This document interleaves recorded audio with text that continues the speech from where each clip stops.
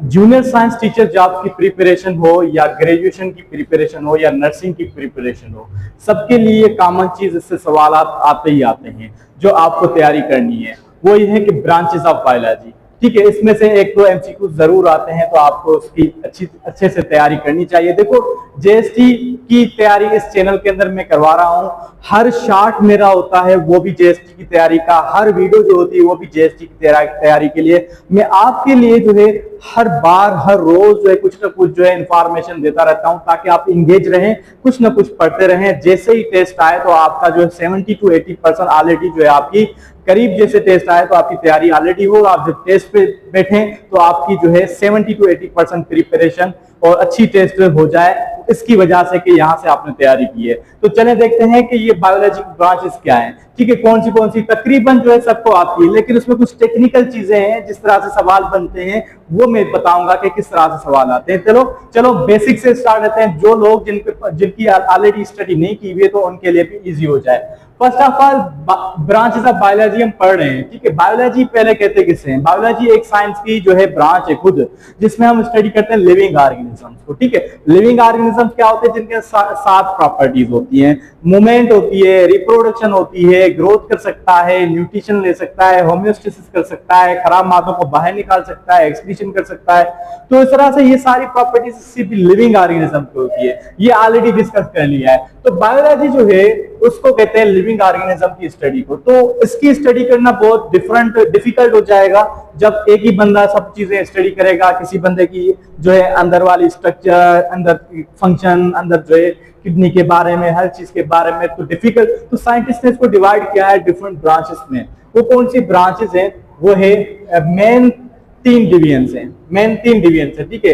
एक बायोलॉजी की जूलॉजी है, दूसरी एक जूलॉजी डिवीजन है, दूसरी बॉटनी डिवीजन है, तीसरी है माइक्रोबायोलॉजी। देखो, जूलॉजी में हम स्टडी करते हैं एनिमल्स के बारे में, study of animals is called zoology, ठीक है। तो एनिमल्स के बारे में सब कुछ पढ़ेंगे। ये सारी ब्रांचेस इनके भी अंडर आ जाती हैं। अगर हम एनाटॉमी कर रहे हैं एनिमल्स की तो हम एनिमल एनाटॉमी कहेंगे, ठीक है। तो जूलॉजी में अलग से एनाटॉमी आ जाएगी।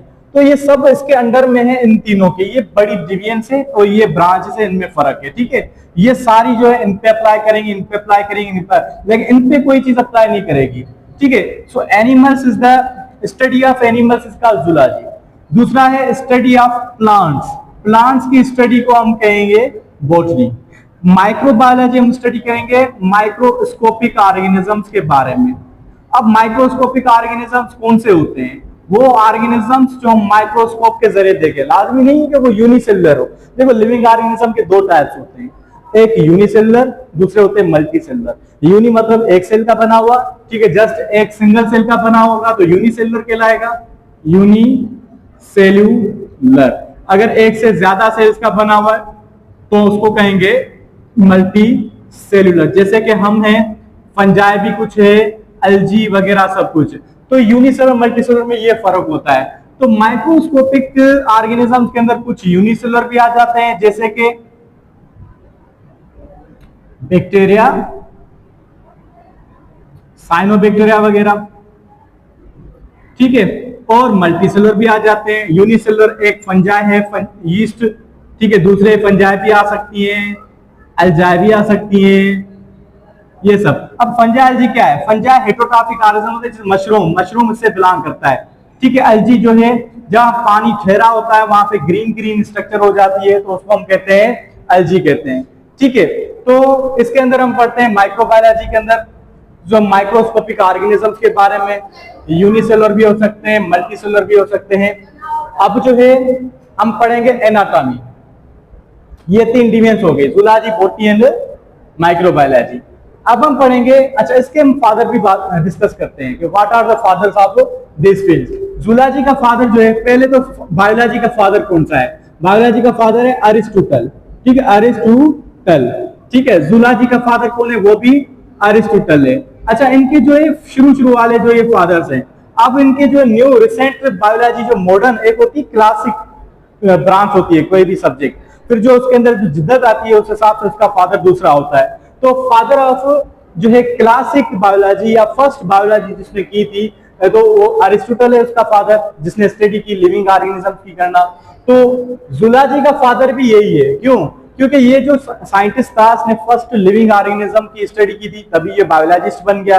और इसने जो फर्स्ट लिविंग ऑर्गेनिज्म की जो स्टडी की थी वो था एनिमल, तो ये जूलॉजिस्ट भी बन गया। ठीक है, तो जूलॉजिस्ट है। बॉटनी की स्टडी थियोफ्रेस्टस ने की थी, थियोफ्रेस्टस।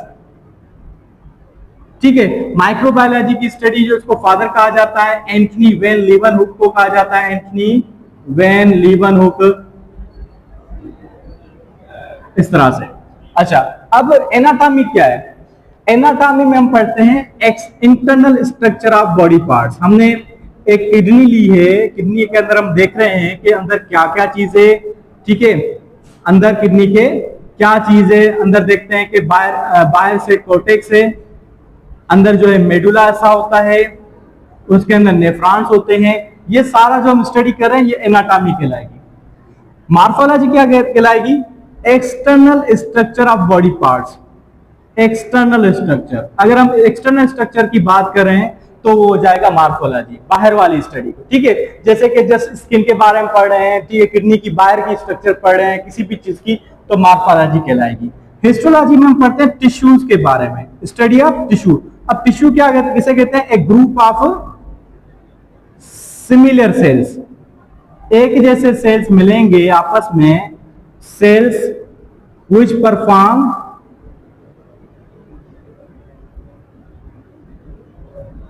Specific function. एक ही तरह के सेल्स मिलके एक कोई खास काम करें तो उसको हम कहेंगे टिश्यू। जैसे कि स्किन के सेल्स मिलके स्किन बनाते हैं, बोन के सेल्स मिलके बोन बनाते हैं। ठीक है, जाइलम टिश्यू होता है प्लांट के अंदर और फ्लोएम टिश्यू होता है। जाइलम और फ्लोएम टिश्यू होते हैं। ये क्या करते हैं? जाइलम का काम क्या होता है? जमीन से वाटर और मिनरल्स को उठाना प्लांट के लिए। ठीक है, फ्लोएम का काम क्या होता है? प्रीपेड फूड जो होता है उसको ट्रांसपोर्ट करना।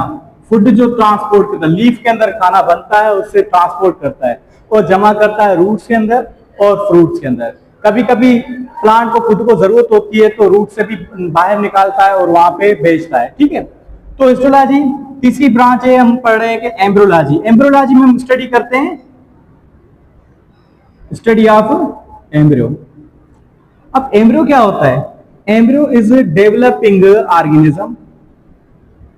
नया जो ऑर्गेनिज्म डेवलप कर रहा होता है शुरू में, उसको कहते हैं एम्ब्रियो। जैसे कि स्पर्म होता है मेल का सेल, फीमेल का होता है एग।